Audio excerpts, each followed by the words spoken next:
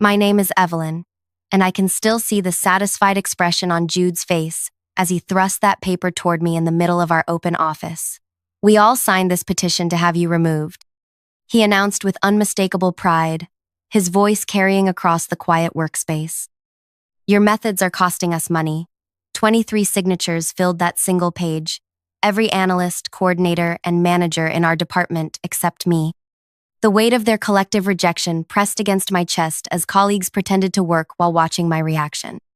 I took the paper with steady hands, scanned each name I'd greeted with coffee and smiles for 6 months, nodded once, and returned to my desk. I didn't give them the satisfaction of seeing me break. Instead, I picked up where I'd left off in my customer retention spreadsheet, the numbers blurring slightly, as I calculated exactly how I would respond to this betrayal. Before I tell you what happened next, I would like to know if you've ever experienced that moment when everyone turns against you because they don't understand your vision?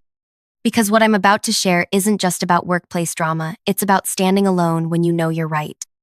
6 months earlier, I had been transferred to lead the struggling analytics division at a mid-sized tech consulting firm. The division had been underperforming for years, stuck in outdated methodologies while our competitors raced ahead with innovative approaches. When the executive team announced my transfer from product development, I'd been excited for the challenge. We need fresh perspective, Imogen, our CEO, told me during a private meeting. The division's stagnating and the old guard isn't adapting.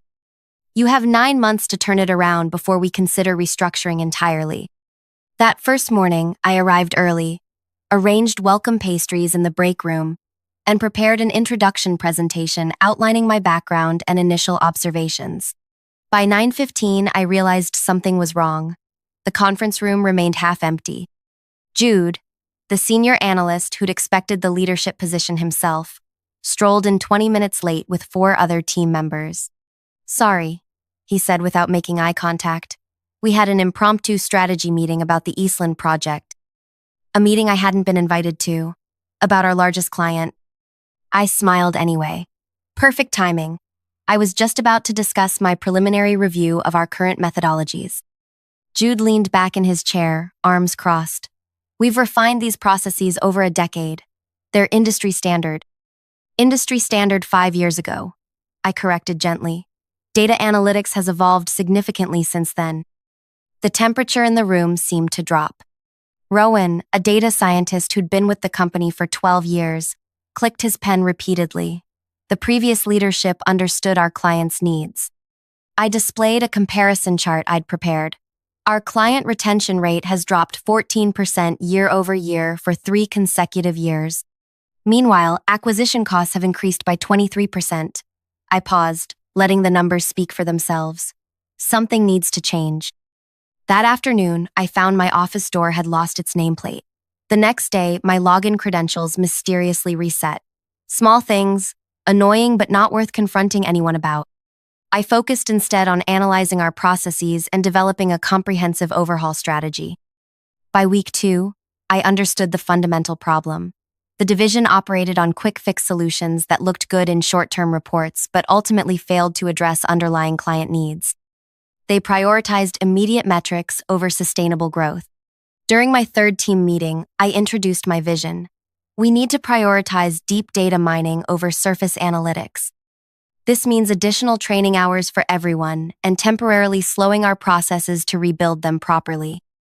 Lyra, one of the few analysts who seemed receptive to new ideas, raised her hand. Won't that affect our quarterly numbers? Initially, yes, I acknowledged. But by quarter 3, we should see significant improvements that outweigh the temporary dip. Jude snorted. So you want us to sacrifice our performance bonuses for some theoretical future gain? I want us to stop putting band-aids on broken processes, I replied. The executive team understands this will require investment. After the meeting, whispers followed me down the hallway. When I entered the break room, conversation stopped abruptly. Emails circulated without including me. Documents I needed mysteriously went missing.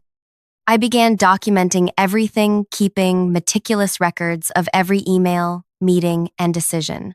I stayed late reviewing client histories, identifying patterns everyone else had missed. While they resisted my methods publicly, I noticed how they began implementing some of my suggestions with slight modifications, then taking credit during management reviews. The first monthly review was tense. Our numbers had indeed dipped as predicted. Jude seemed almost gleeful, presenting the downward trend without the context I'd provided in my preliminary reports. The new leadership approach is clearly not working, he concluded, looking directly at Bennett, our CFO. I waited until he finished before responding. As outlined in my implementation plan, we expected a temporary performance decrease while rebuilding our core analytics framework. However, our early indicators show client engagement up 12% where we've applied the new methodology. Bennett frowned. We need more than engagement. We need revenue. Revenue follows engagement with a 2-month lag, I explained. I've included the predictive models in my report. The following week, I discovered someone had altered my presentation slides before the management review. Key data points had been changed, making my projections appear overly optimistic. When I mentioned this to Imogen, she seemed concerned but distracted. Politics, she sighed. Navigate it carefully, Evelyn.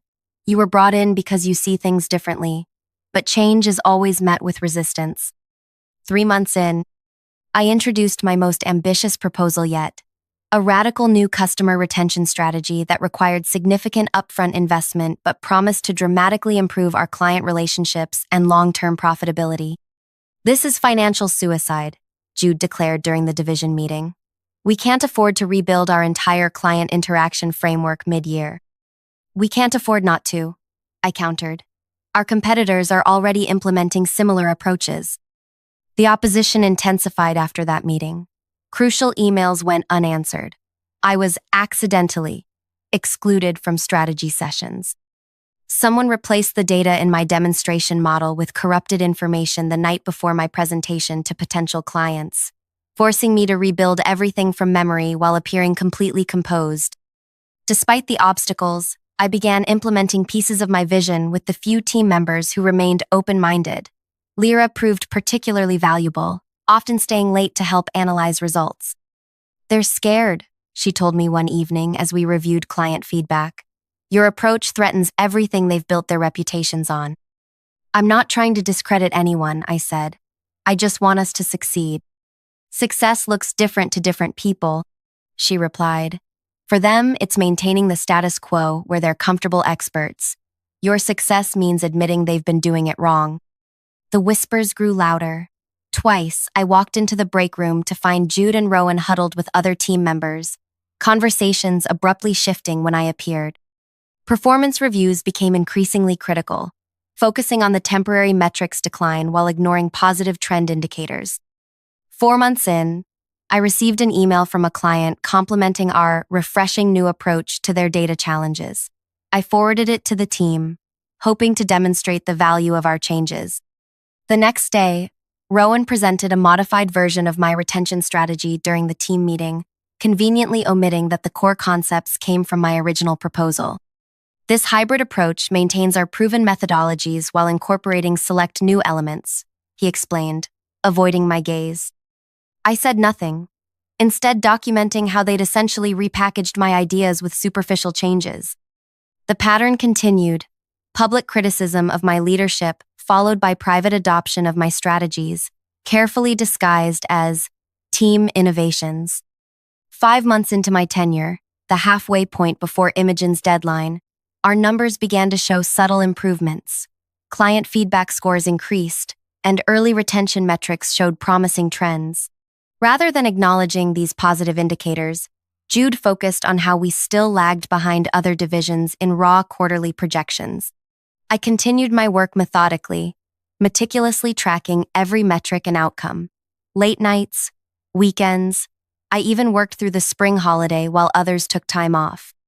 Slowly implementing my vision piece by piece, I built a comprehensive case study demonstrating the effectiveness of our new approach with our 5 largest clients. Then came the morning of the petition. I'd arrived early as usual, preparing for our weekly team meeting. Jude walked in with Rowan and 5 others, approaching my desk with that paper in hand and triumph in his eyes. We all signed this petition to have you removed, he announced, loud enough for everyone to hear. Your methods are costing us money. I scanned the document, recognizing all 23 signatures, every person in our department except me. Many wouldn't meet my eyes when I looked up. Others watched with barely concealed satisfaction. Thank you for sharing your concerns, I said calmly, handing the petition back. I'll be sure to address this with leadership. For the next 3 weeks, I endured knowing that everyone around me had formally requested my removal. Yet I continued building my case, finalizing my comprehensive report for the upcoming quarterly meeting where all division heads would present their results to the executive team.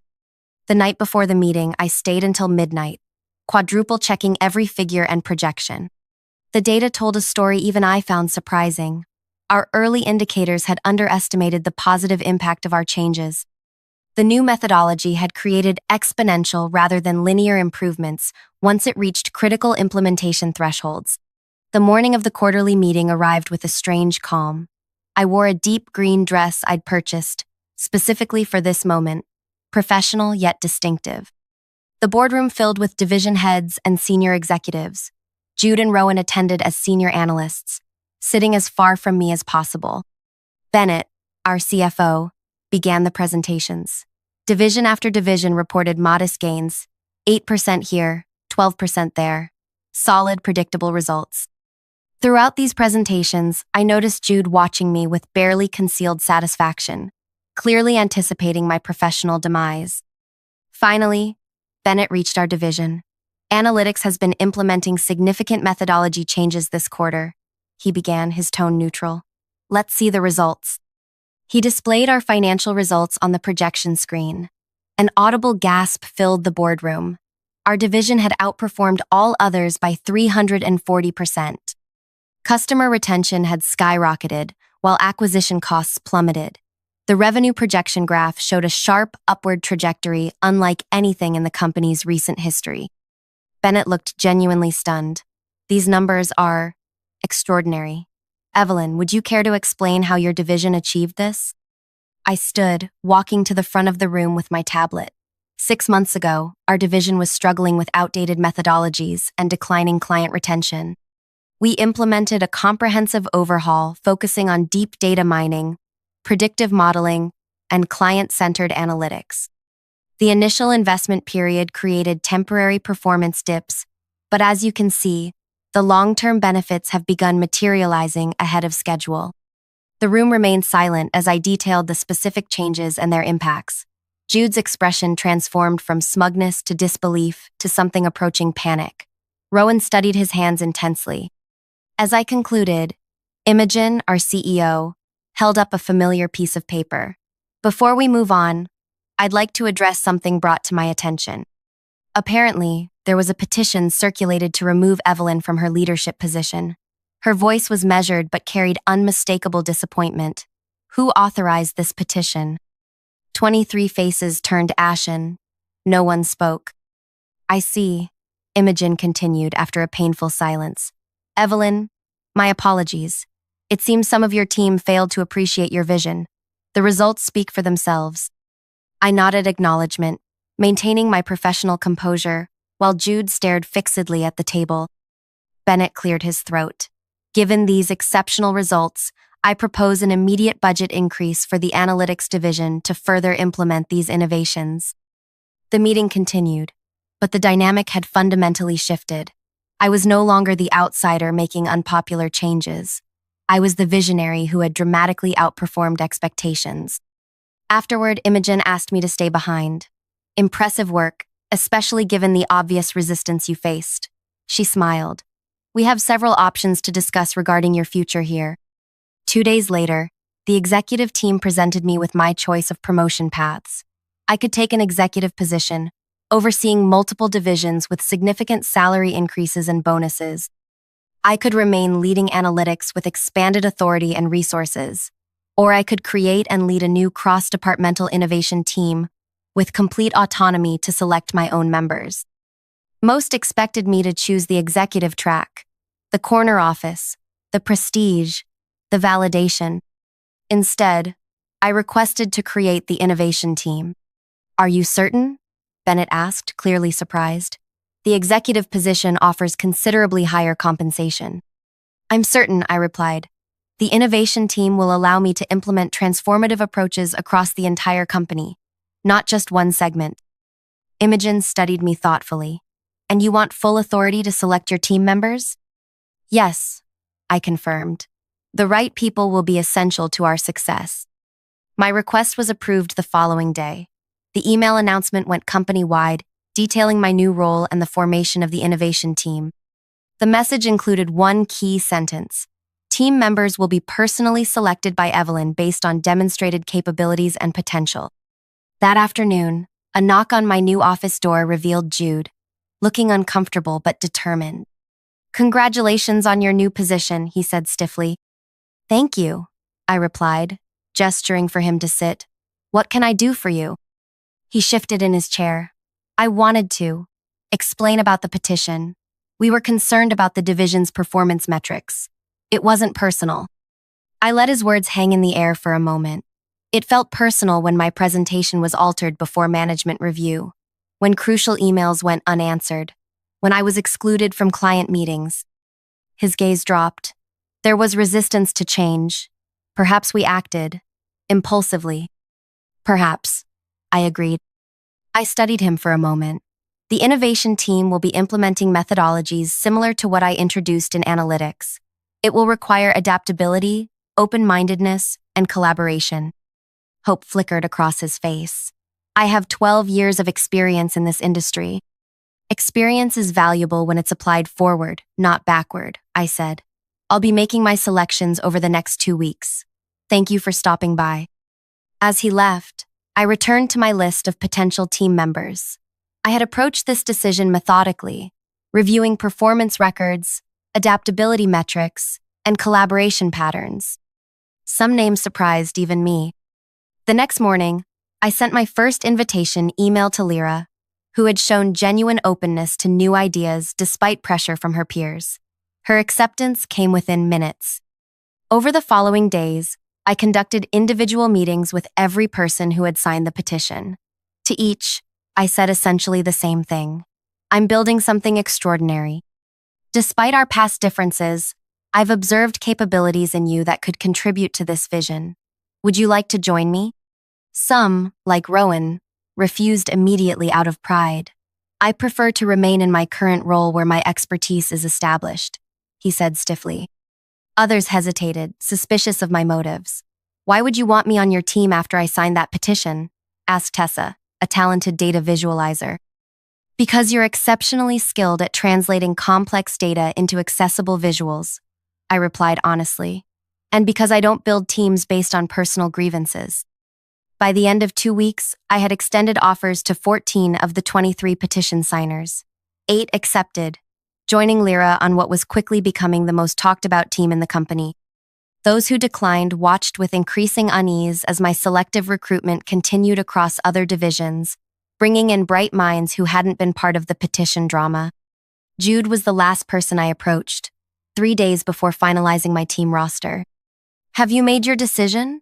I asked when he requested a second meeting. He squared his shoulders. I'd like to join your team. My experience would be valuable. Experience alone isn't what I'm looking for, I replied.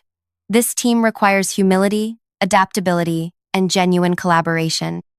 Everyone will rotate through different roles regardless of seniority. There are no special titles or privileges. Are you prepared for that? His expression tightened momentarily before he nodded. I believe I am. Then welcome aboard, I said, extending my hand. We start Monday.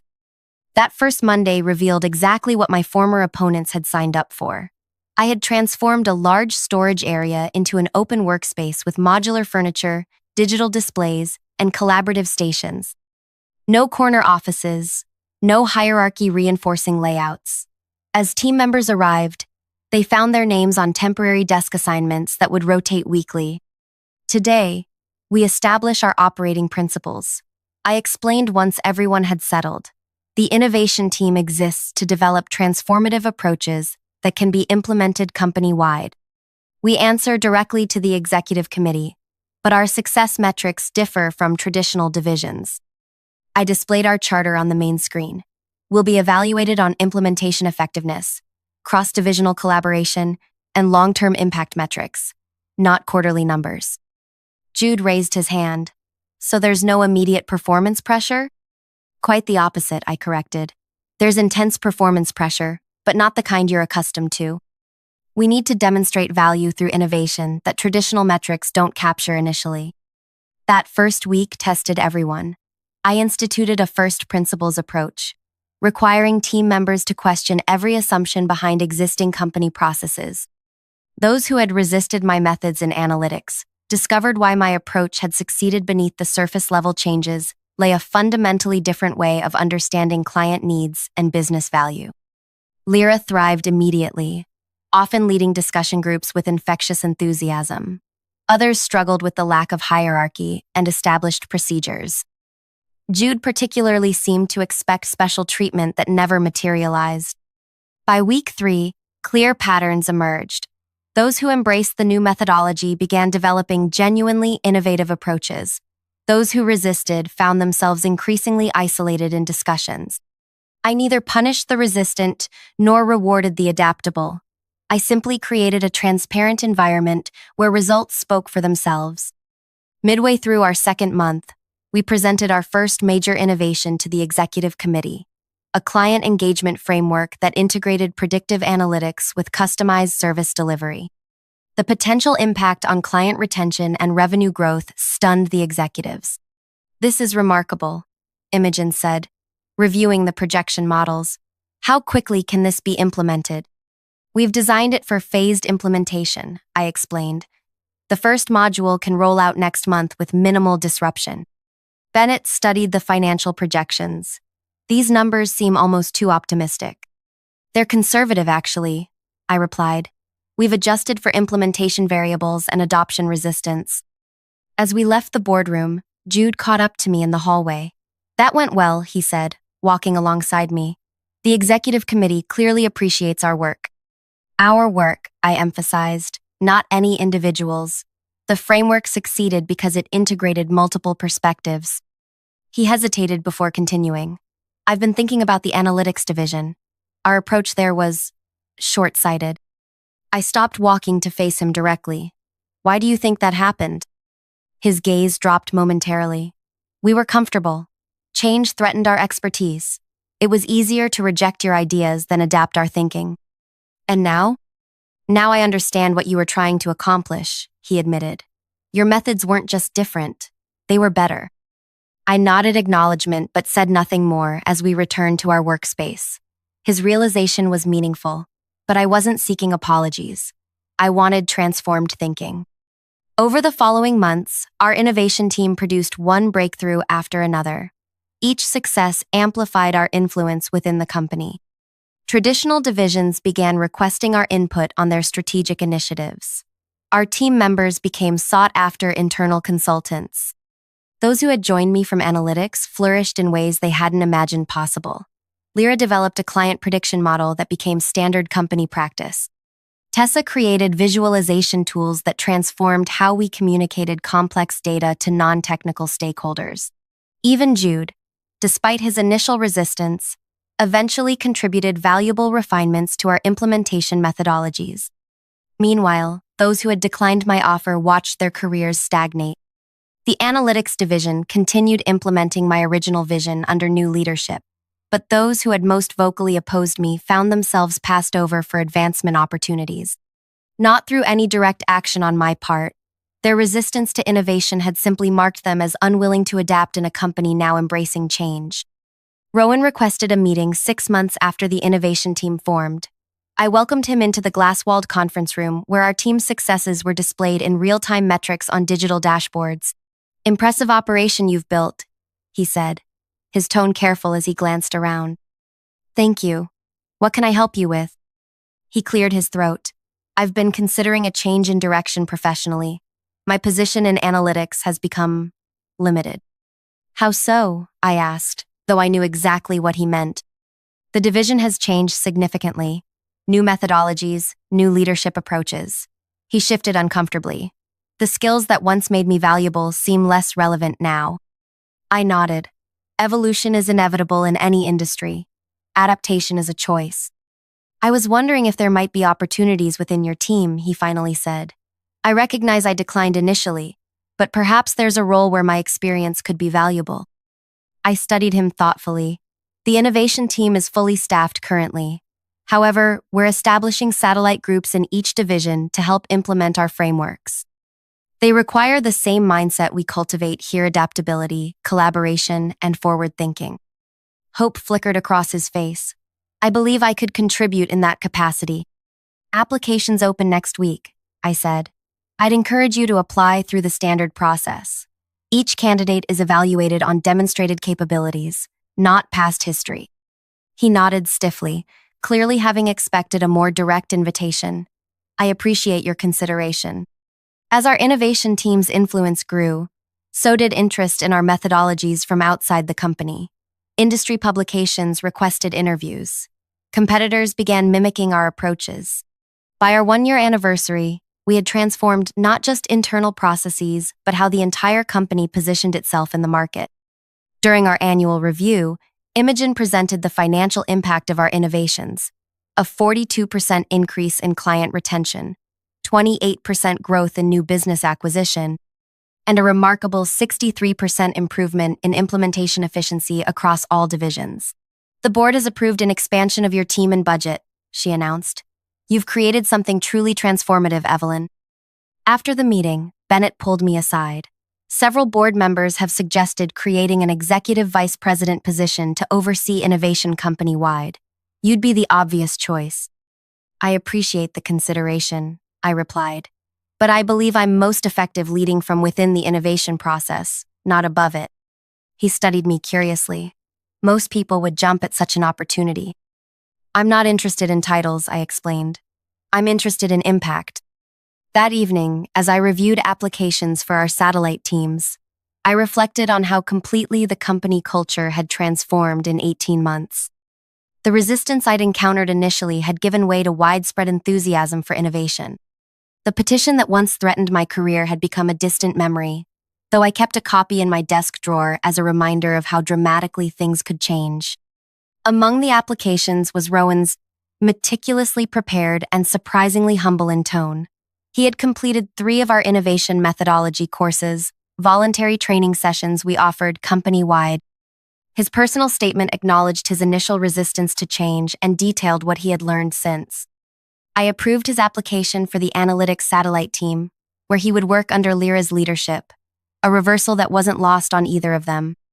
2 years after I first entered the struggling analytics division, our company had become an industry leader in innovative client solutions. Our stock price had doubled.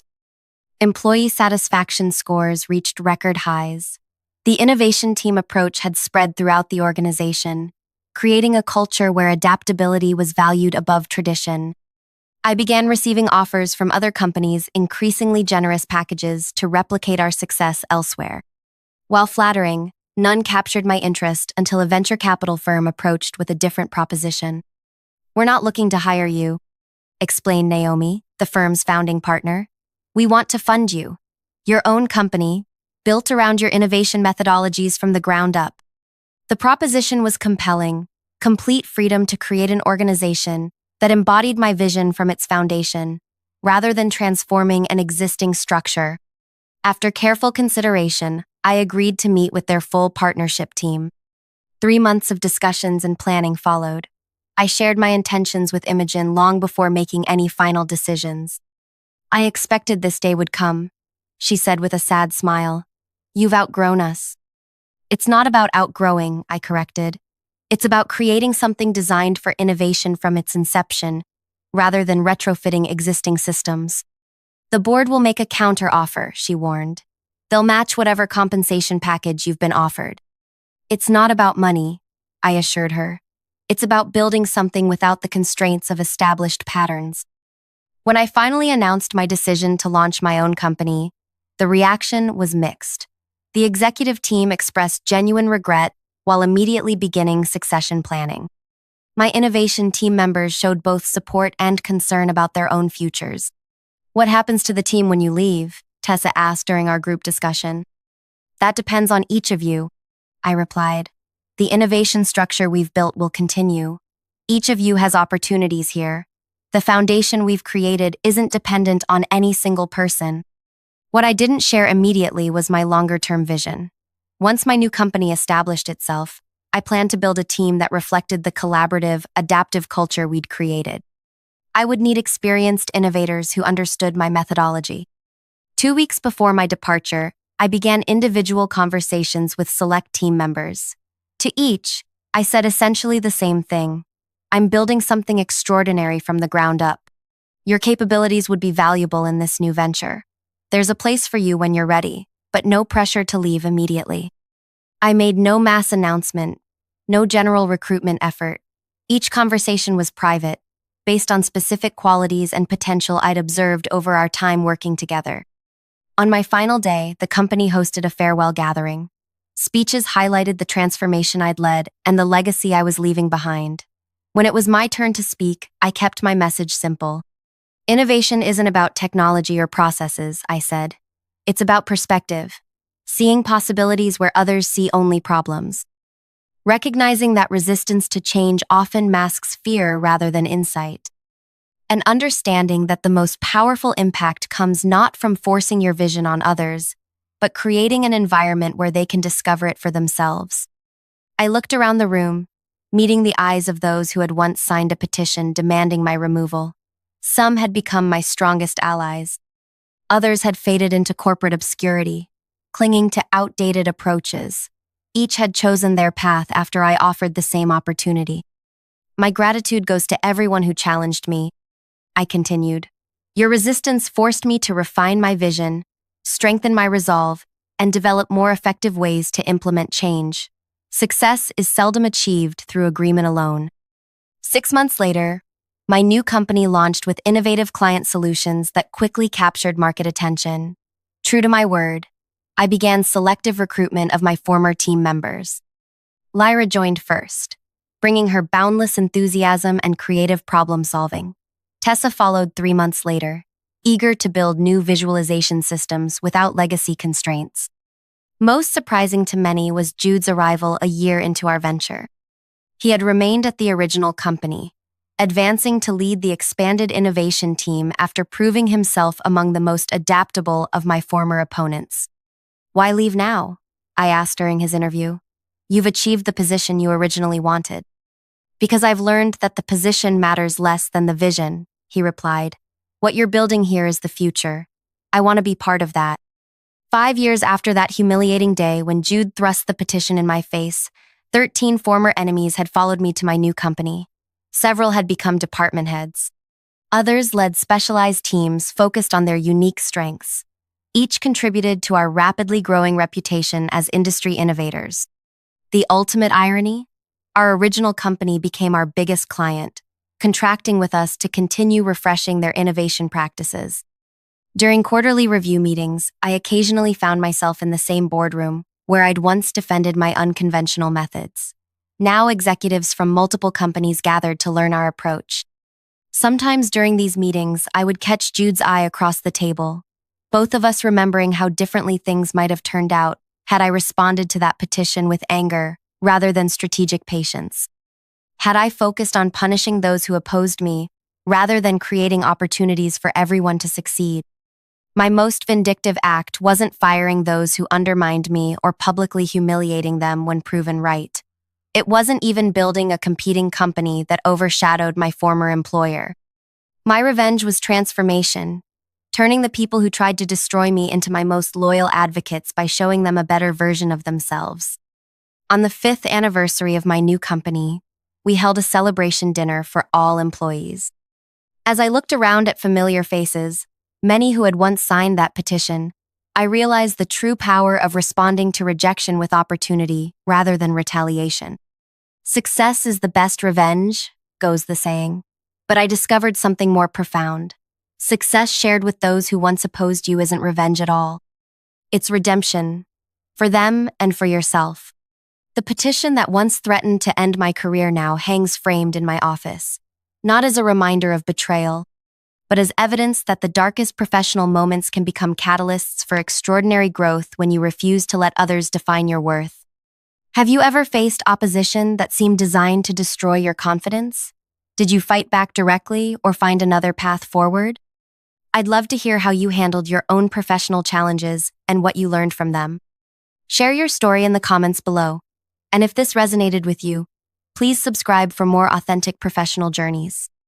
Remember that sometimes the people who try to tear you down become the foundation for building something far greater than you imagined possible.